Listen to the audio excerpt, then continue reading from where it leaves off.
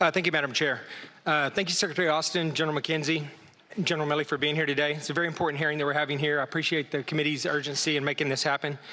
While there was bipartisan support for withdrawal from Afghanistan, there were differences in opinion on how that should have been conducted.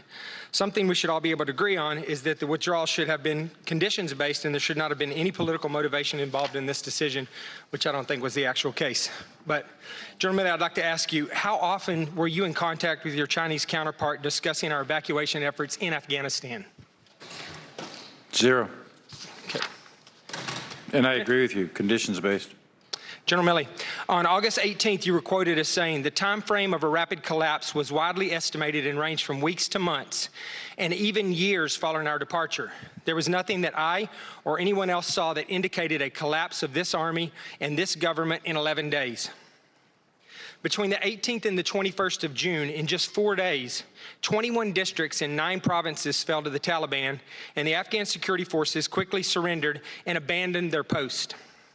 This was an obvious beginning to the end of the Afghan army and to the Taliban takeover. General Milley, what were you doing during this time frame? Before you answer that question, let me tell you, you were just 2 days prior to when these provinces fell, you were here in our committee on June 23rd. You sat before this committee and you listed some of your concerns that we talked in depth about. One was defending critical race theory in the military, telling us you want to understand white rage, telling us how offended you were to be labeled as woke, and worrying about what caused American civilians to enter the Capitol on January 6th.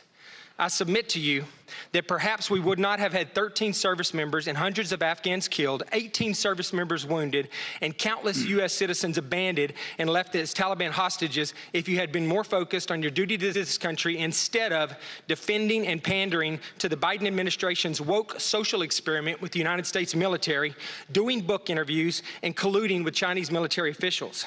Yesterday, Senator Cotton asked you why you haven't resigned, and you said you were not going to resign just because the president didn't take your advice. Well, I submit to you, sir, that you should resign because of your dereliction of duty to this country and your inability to do your job and protect this country. It has become abundantly clear that the American people have completely lost confidence in your ability to do your job. General Milley, will you now resign? I serve at the pleasure of the President, Mr. Jackson. I yield back my time.